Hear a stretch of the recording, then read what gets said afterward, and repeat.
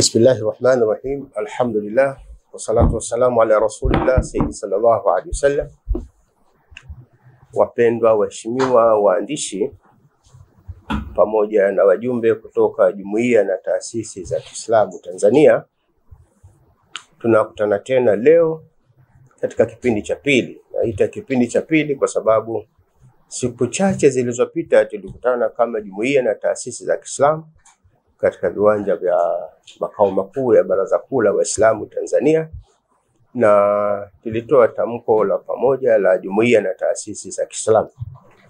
Na katika ujumbe wetu uliopo katika tamko hilo ilikuwa ni kuziomba na kuzitaka jumuiya na taasisi za kidini zisizo za Waislamu kufuatia taharuki iliyojitokeza tarehe 29 na siku zilizofuata baadaye, taharuki ambayo ilisababisha mauaji, uharibifu wa mali ya umma, uharibifu wa mali za watu binafsi, lakini pia kuathirika kwa vitu na watu kwa namna tofauti. Tukasema wito huo ni kuzitaka jumuiya na taasisi za dini tukutane pamoja ili tuweze kufanya tathmini ya pamoja na kuona kwa pamoja, ambapo sote tunakuwa ni wawajibikaji, tunakwendaje na ujumbe wa pamoja kwenye serikali yetu, namna gani tutaweka hali hizi sawa sawa. Lakini kwa mshtuko mkubwa kabisa tumeona baadhi ya jumuiya zetu na hasa kanisa Katoliki kupitia katibu wake Bwana Kitime na wamekuja na ujumbe tofauti kabisa na vile ambavyo tulitarajia, na kile ambacho tunaamini kitupeleki kwenda kupata ufumbuzi, bali kinatupeleka katika hatari kubwa zaidi. Katika sura hiyo, kama jumuiya na taasisi za Kiislamu tunalo neno la kusema leo. Tungependa Bwana Kitime alisikie, kanisa Katoliki wasikie, na mwingine yote mwanadini asikie, na bado tukisisitiza tunarudi pale kuwataka kama jumuiya na taasisi za dini waje tukae pamoja mezani, tuone tunaelekeaje kuhusu waumini wetu na serikali yetu kuiweka sawa, ili kuepusha yote ambayo yalitokea na ambayo yanatokea, na pengine kukomesha mazito ambayo yanawahusu waumini wetu ambao ndio Tanzania kwa jumla. Kwa fursa hii namwachia Bwana Rajab Katimba atupe taarifa inayotokana na tamko letu kama jumuiya na taasisi za Kiislamu, ikiungia tamko tulilolitoa katika kipindi kilichopita. Bwana Rajab Katimba, karibu tafadhali. Ndugu wa Tanzania na Waislamu wenzangu, kwa masikitiko makubwa leo tunalazimika kuzungumza kwa uwazi na kwa uwajibikaji kuhusu mwenendo wa Padri Kitima, hasa kauli zake alizotoa kupitia Jambo TV na matamko yake ya siku za nyuma, ambazo zimeonyesha dhahiri dhamira ya kupandikiza chuki, kuhamasisha maandamano na kupuuza misingi ya utulivu inayolinda usalama wa taifa letu. Kauli zake za leo hazijasimama peke yake, zinashabihiana kwa namna ya kushangaza na propaganda za watu kama Mange Kimambi na wengine, watu wanaofahamika wazi kwa kuhamasisha mgawanyiko, taharuki na chuki za kisiasa. Hawa wote wanafanana kwa lengo moja: kuwachochea vijana wawapeleke mitaani wakakabiliane na vyombo vya dola na baadaye kutumia vifo na majeraha yaliyopatikana kama mtaji wa kisiasa. Huu ni ushahidi wa wazi kwamba hawa hawawezi kuwa marafiki wa amani. Historia inayofichua mwelekeo wa kisiasa. Ni muhimu wananchi wajue kwamba hotuba ya leo sio msimamo wa ghafla. Padri Kitima amekuwa akijipambanua kama mshikadau kwa siasa za upinzani kwa muda mrefu. Wapo wanaidai wazi kwamba hata alikuwa mmoja wa watu waliokuwa mstari wa mbele katika kampeni za Tundu Lissu huko nyuma. Wengine wanasema alitumia pesa za kanisa kumwezesha Lissu kushinda na alikuwa ndio meneja wa kampeni yake. Hii kwa kweli inaibua swali kuu: Je, tunashuhudia kiongozi wa kidini anayetumia joho la kanisa Katoliki kama kivuli cha kusukuma ajenda za kisiasa? Hilo ndio swali lazima tujiulize. Kama ndio, sisi Waislamu hatutakaa kimya. Huko nyuma mambo ya kuchanganya dini na siasa yalishatokea na ikawa ni mzozo mkubwa. Hatuwezi kukaa kimya kwa hili. Je, lengo ni kuunda mtandao wa kulinda maslahi ya kikundi fulani? Hayo ndio maswali ya kujiuliza. Wananchi wanapaswa kujiuliza kwa kina, lengo la mfululizo wa matamko haya ni nini hasa? Nini ambacho kiko nyuma ya matamko haya? Je, ni juhudi za muda mrefu za kuweka watu wanaotoka kundi fulani la dini yao kwenye nafasi nyeti serikalini?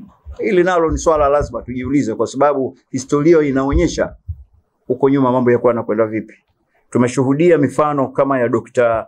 Adeladusi Kilangi ambaye alikuwa padri kabla ya kuacha daraja na baadaye kuwa mwanasheria mkuu wa serikali. Na tunajiuliza, je, huu ni mkakati wa muda mrefu wa kujenga nguvu za kimuundo zinazoegemea upande mmoja wa imani? Kwa sababu ziko imani tofauti katika nchi yetu. Watanzania na Waislamu wenzetu inabidi sasa tuamke. Habari tena ya kulalala si wakati wake. Lazima tujue nyuma ya pazia kuna nini. Na je, ndicho kinachoendelea sasa kumsukuma Rais Samia Suluhu Hassan ambaye anatoka katika jamii ya Kiislamu apigwe vita ili badala yake waingizwe viongozi wanaotokana na kundi fulani la kidini kwa maslahi yao binafsi ya kisiasa au kibiashara? Kwa sababu wanapozungumzia haya maandamano wanazungumzia kabisa kwamba lengo kuu ni kumtoa rais aliyechaguliwa ili waweze kuweka mambo yao wanayotaka. Katika dhahma kama hii hatusikii makamu wa rais ambaye ni Mkatoliki akitajwa popote, licha ya kuwa kiongozi mkubwa wa chama na serikali katika kipindi cha hivi karibuni, na pia hatumsikii akikemea uvunjifu wa amani wala kuhamasisha amani na utulivu nchini. Je, ndio mwelekeo aliotumwa na Father Kitima na viongozi wa Kikatoliki? Lazima tuwe na maswali ya kujiuliza. Maana yuko kimya tu. Jambo hili hatuwezi kulifanyia mzaha hata kidogo. Ni swala linalogusa usalama wa nchi, maisha yetu ya kila siku, lakini zaidi kesho yetu kama taifa tunahusika.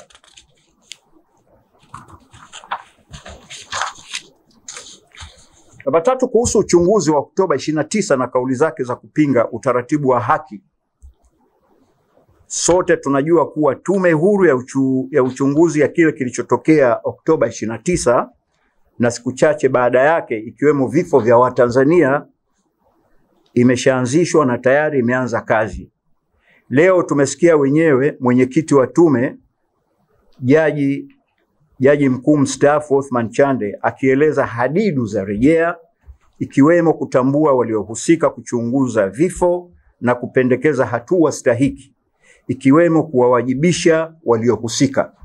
Tume halali kabisa iliyoundwa. Lakini cha kushangaza, Padri Kitima hataki utaratibu huu wa haki. Hataki uchunguzi, hataki kusubiri ushahidi, hataki mchakato wa tume ukamilike. Inna lillahi wa inna ilaihi rajiun. Anataka tufanye uamuzi wa hasira, papara, na usioambatana na ushahidi wa kanuni ya asli ya haki, yani rules of natural justice.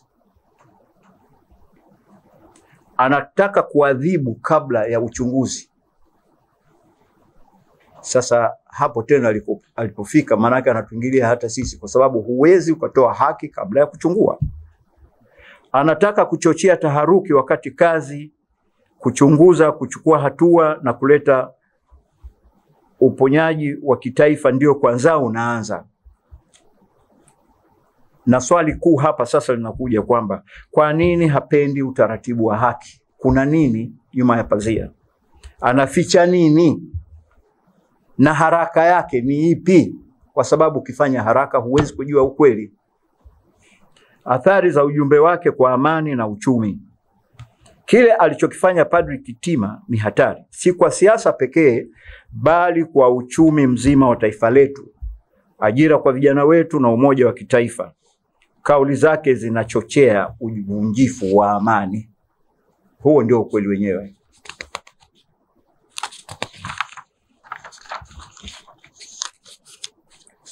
Si kuchochea tu uvunjifu wa amani, lakini zinatia hofu kwa wananchi kwamba kuna nini nyuma. Zinachafua taswira ya nchi yetu, na nchi za nje kutuamini inakuwa sio rahisi tena. Zinatishia vile vile utalii, moja ya nyenzo kuu za uchumi wa Tanzania, na zinahatarisha uwekezaji. Kwa hiyo moja kwa moja unaona kwamba hana nia nzuri, ni kuparaganya kuhakikisha kwamba nchi haitawaliki. Wananchi wa kawaida, si yeye anayejificha kanisani na si wale wanaomtuma ndio watakaoumia. Hili halikubaliki. Kama uvunjifu wa amani utatokea, ni muhimu sana sana wachochezi na wao wakapata athari zinazofanana na kuzidi wanazopata Watanzania wengine wanaoumizwa na athari za uchochezi huo. Kwa hiyo tunajiuliza tena, kwa kazi hii nzito ya kupandikiza chuki, hofu na kuua uchumi wetu, anafanya kazi kwa maslahi ya nani? Wito kwa Waislamu wote na kwa Watanzania kwa ujumla wanaoitakia mema nchi yetu. Watanzania tunajua nchi hii imejengwa juu ya misingi ya amani, maridhiano, kuheshimiana, kutanguliza maslahi ya taifa kabla ya jambo jingine lolote. Ndiyo maana uchochezi wa aina hii haukubaliki popote, na hakuna Mtanzania anayeitakia mema nchi hii anayeweza kukubaliana na uchochezi huu, awe Muislamu au asiwe Muislamu. Ndiyo maana tunapaswa kusimama kidete. Watanzania tusimame kidete, Waislamu tusimame kidete, bila woga lakini kwa uthabiti, na kusema amani ya Tanzania si uwanja wa majaribio ya kisiasa, kusukuma ajenda za maslahi binafsi ya sehemu ama dini fulani. La, tusimame kidete kwa hilo.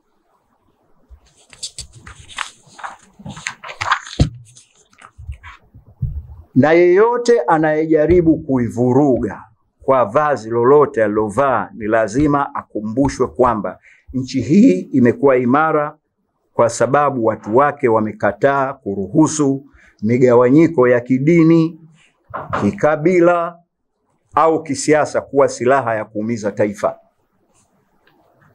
Na sisi kama Waislamu hatukubali kamwe kushurutishwa na ama Padri Kitima ama kikundi cha viongozi wachache wa kidini wanaotoa maoni yao binafsi na ya kichochezi na kulazimisha kuwa ni msimamo wa dhehebu lao zima, jambo ambalo si kweli.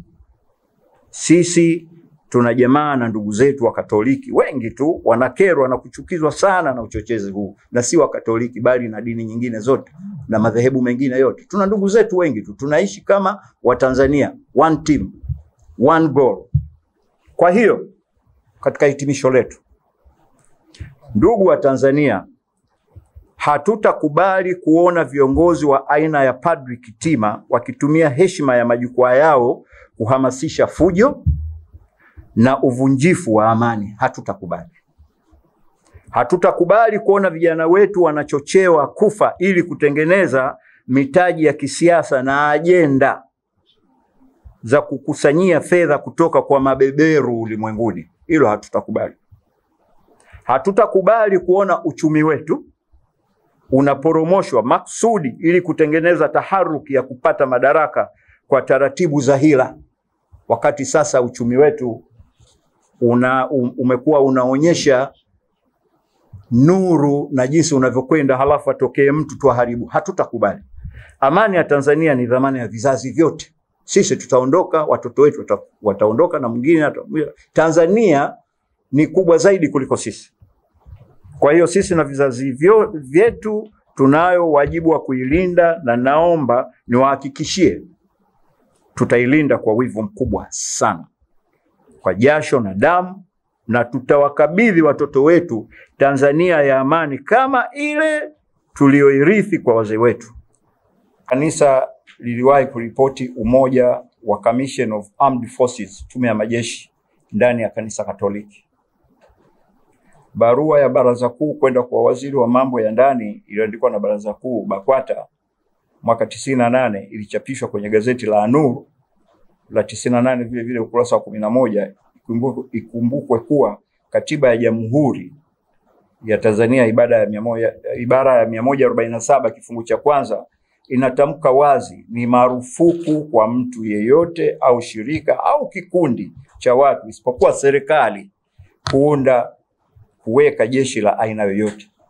Sasa je, tume ya majeshi imeteuliwa na nani? Kwa sababu tunaambiwa wanajeshi hawa kazi zake ni zipi? Utii kwa nani? Gharama za kuitunza, madhumuni yake ni yepi? Mkuu wake ni nani na kadhalika. Sasa hizi kauli za Padri Kitime zinatushangaza.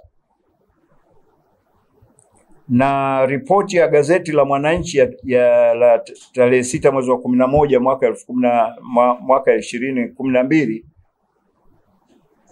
iliripoti kutoka kwa habari kutoka kanisa la Katoliki kwamba serikali inatumia 36.6 bilioni kila mwaka kwa ajili ya hospitali za dini za Wakristo, hasa kanisa Katoliki. Kuna Memorandum of Understanding ya mwaka 1992 ambayo ndio iliyotumika, mabilioni hayo yanaenda. Sasa kuanzia 92 mpaka 2025, almost miaka 33 sawa na miezi 404, jumla wamepata takriban 1.3 trillion. Inna lillahi wa inna ilaihi rajiun. Gharama za kujenga hospitali bilioni 8 bara katika wilaya 139. Kujenga hospitali zote wametumia 1.2 trillion. Na je, huduma wanazotoa katika hizo hospitali zinaendana na Watanzania au kuna kitu nyuma ya pazia? Haya ni maswali ambayo sasa hivi Waislamu tunatakiwa tujiulize. Sio tena baada ya hapa tunaona sasa kuna hujuma ya serikali iliyochaguliwa, rais aliyeapa, na sasa hivi wala sio siri tena wanatangaza maandamano ambayo maandamano hayo wanasema moja kwa moja ni kuiondoa serikali iliyopo. Moja kwa moja, sio siri, imeshatangazwa hivyo. Kwa hiyo ni lazima tusimame kidete kama Waislamu, kama Watanzania, kama wadau wa amani katika nchi hii kuhakikisha kwamba hili haliwi. Inshallah, nafikiri waandishi mmetusikia, na kama nilivyosema, asanteni kwa kunisikiliza. Jazakumullahu khair.